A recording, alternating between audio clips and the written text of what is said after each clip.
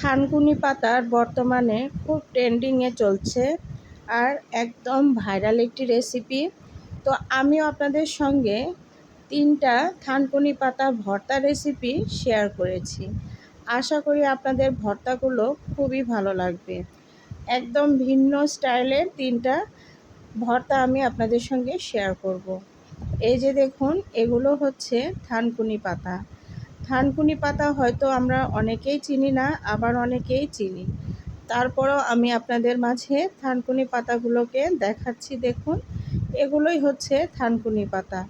এগুলো কিন্তু আমাদের বাড়ির আশেপাশে বা ঝোপ জঙ্গলে অনেক হয়ে থাকে। এছাড়াও বিভিন্ন ক্ষেতে দেখবেন প্রচুর পরিমাণে এরকম থানকুনি পাতা হয়ে থাকে। থানকুনি পাতার কিন্তু গুণের শেষ নেই, অনেক ঔষধি গুণে ভরা। যাদের পেটের সমস্যা তাদের জন্য তো থানকুনি পাতা অনেক উপকারী একটি খাবার।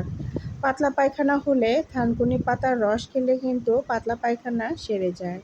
এছাড়াও আমাশয় রোগের জন্য থানকুনি পাতা অনেক উপকার। এখন আমি থানকুনি পাতাগুলোকে বেছে নিব। থানকুনি পাতাগুলো শুধু এমনি রস করে খেতে হয়তো অনেক ভালো লাগবে না, এর কারণে একটু আলাদা আলাদা প্রসেসে যদি এগুলোকে তৈরি করে রান্না করে নেওয়া যায় বা বিভিন্ন প্রসেসে এগুলো প্রস্তুত করে নেওয়া যায়, তাহলে খেতে কিন্তু খুবই ভালো লাগে।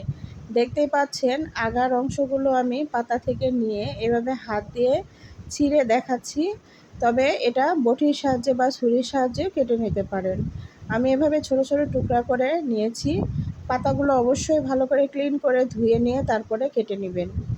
এরপরে এই পাতাগুলো দিয়ে আমি ভর্তা তৈরি করব। আরও কিছু পাতা আমি আলাদা করে কেটে রেখেছি, সেই পাতাগুলো দিয়েও একটা ভর্তা তৈরি করব। তো ওই ভর্তাটা আগে আপনাদের সঙ্গে শেয়ার করব, দেখে নিন কিভাবে তৈরি করছি। প্রথমে আমি ফ্রাই প্যানের মধ্যে একটা বড় সাইজের রসুনের কোয়াগুলো দিয়ে নিচ্ছি। রসুন এখানে যেহেতু বড়, এজন্য রসুনের কোয়াগুলোর মাঝখানে আমি কেটে নিয়েছি। আর 2টা পেঁয়াজ এভাবে ছোট ছোট করে নিয়ে আমি এগুলো তেলের মধ্যে ফ্রাই করে নিচ্ছি। তার সঙ্গে নিচ্ছি কাঁচামরিচ। এখানে শুকনা মরিচও ব্যবহার করব, তবে কাঁচামরিচটা দিয়ে এই ভর্তাটা তৈরি করব। এই ভর্তাটাতে কাঁচামরিচ দিয়ে ভর্তাটা তৈরি করলে বেশি ভালো লাগে। 3টা যেহেতু ভর্তা, তার জন্য আমার যে যে উপকরণগুলো লাগবে সবগুলো এখন প্রস্তুত করে নেব। এখানে এই ভর্তাটা তৈরির জন্য আমার লাগছে এখানে চিংড়ি মাছ। যে কোনো মাছ আপনারা দিতে পারেন, তবে চিংড়ি মাছের টেস্ট যেহেতু সব মাছের চাইতে বেশি ভালো লাগে খেতে, যার কারণে আমি চিংড়ি মাছ দিয়ে এই ভর্তাটা তৈরি করছি। এখানে ভর্তার পরিমাণ কম, এর জন্য আমি 3টা চিংড়ি মাছ দিয়েছি। আপনারা যদি বেশি করে ভর্তা তৈরি করতে চান, সেই ক্ষেত্রে চিংড়ি মাছের পরিমাণ আরও বাড়িয়ে দিবেন। তো এখন এগুলোকে লাল লাল করে ফ্রাই করে নিয়েছি।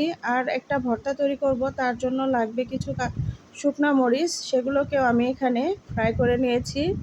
আর এখানে কিছু পেঁয়াজ আমি ফ্রাই করে নিয়ে উঠিয়ে নেব। এখন দেখুন, কিছু থানকুনি পাতা যে আমি ধুয়ে রেখেছিলাম কেটে, সেই পাতাগুলো এখানে দিয়ে নিলাম। এখানে ছোট ছোট টুকরা করে নেওয়ার কোনো দরকার নেই, বা নিলেও কোনো সমস্যা নেই। তো এই যে পাতাগুলোকে লবণ দিয়ে এখানে আমি মাত্র 2 থেকে 3 মিনিট ফ্রাই করে নিব। এর বেশি কিন্তু ফ্রাই করে নেবেন না, এতে করে তেমন একটা ভালো লাগবে না খেতে। যত কম পারবেন এখানে এইভাবে ফ্রাই করে নেওয়ার চেষ্টা করবেন। তো এখন এগুলোকে নেড়ে চেড়ে আমি 2 থেকে 3 মিনিটের জন্য জাল করে নিচ্ছি। এখন এগুলোকে আমি উঠিয়ে নিব। উঠিয়ে একটা প্লেটের মধ্যে ঠান্ডা করে নিব। এই যে এগুলো সব আমি এখন রেডি করে নিয়েছি। এখন ভর্তা তৈরি করব। প্রথমে চিংড়ি মাছ দিয়ে যে ভর্তাটা তৈরি করব সেটা আপনাদের দেখাবো। শিলপাটা বা ব্লেন্ডার জারে যে কোনো কিছুতে এই ভর্তাটা তৈরি করতে পারেন। এছাড়া বাটনাতেও বেটে ভর্তাটা তৈরি করতে পারেন, তবে আমি এখানে ব্লেন্ডার জারেই তৈরি করব। এখন চিংড়ি মাছ, পেঁয়াজ, কাঁচামরিচ, রসুন আর 2টা শুকনা মরিচ দিয়ে দিচ্ছি এখানে কিছু কাঁচামরিচও দিয়ে দিব। আর দিব লবণ, আর তার সঙ্গে দিব সরিষার তেল। এগুলো সব উপকরণ দিয়ে এই ভর্তাটা তৈরি করব। আপনারা হয়তো অনেকেই এই ভর্তাটা খাননি, তবে এইভাবে ভর্তাটা তৈরি করে খেয়ে দেখবেন এর টেস্টটা কত ভালো লাগে খেতে। এমনিতেও আর ভাইরাল হয়নি, অনেক টেস্টি একটি ভর্তা, খুবই ভালো লাগে খেতে। গরম গরম ভাতের সাথে খেতে একদম জুড়ি নেই।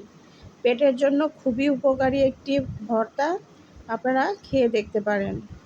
তো এই যে দেখুন ব্লেন্ড করে নিয়ে এসেছি। এখন এটাকে উঠিয়ে একটা পাত্রের মধ্যে রেখে দেব। এখন আমি আরও একটা ভর্তা তৈরি করতে চলে আসলাম। এখানে কাঁচা পেঁয়াজ নিয়েছি, লবণ নিয়েছি, কাঁচা রসুনের কুচি নিয়েছি, রসুনের ফ্রাই করে নিয়েছি, শুকনা মরিচ, পেঁয়াজ ভেজে নিয়েছি। এখন এগুলো দিয়ে ভর্তাটা তৈরি করব। এখানে আমি সরিষার তেল দিয়ে এই সবগুলো উপকরণ দিয়ে এই ভর্তাটা তৈরি করব। প্রথমে শুকনা মরিচগুলো লবণের সঙ্গে ডলে নেবেন, এতে করে মরিচগুলো সুন্দরভাবে একদম মিক্সড হয়ে যাবে, ডলে যাবে। এরপরে কাঁচা পেঁয়াজ, রসুন বা ভাজা পেঁয়াজ সবগুলো হাত দিয়ে এভাবে চটকিয়ে মেখে নেবেন। আমি কিন্তু সচরাচর হাত দিয়েই ভর্তা তৈরি করি, তবে যারা হাত জ্বালা পোড়ার ভয় করেন তারা গ্লাভস পরে নিতে পারেন।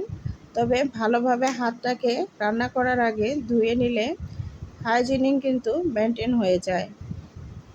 তো অনেকের কাছে হয়তো মনে হবে যে হাত দিয়ে তৈরি করছে, তবে আমরা নিজেরা যেহেতু খাচ্ছি এর জন্য আমি হাত দিয়ে এই ভর্তাগুলো তৈরি করে থাকি।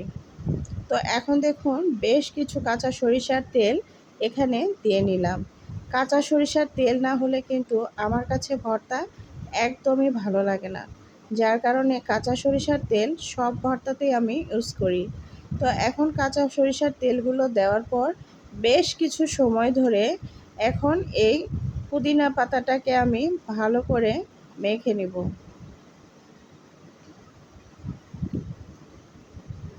সরি, আমি এখানে পুদিনা পাতা বলেছি, এটা থানকুনি পাতা। তো থানকুনি পাতাটাকে এভাবে মেখে ভর্তা তৈরি করে নিয়েছি। এই যে দেখুন এই ভর্তাটা কিন্তু রেডি। এখন আমি আরেকটা ভর্তা তৈরি করে দেখাবো। এটা হচ্ছে আলু, তবে এই আলুটাকে সবাই হয়তো চেনেন না, অনেকে আবার চেনেন।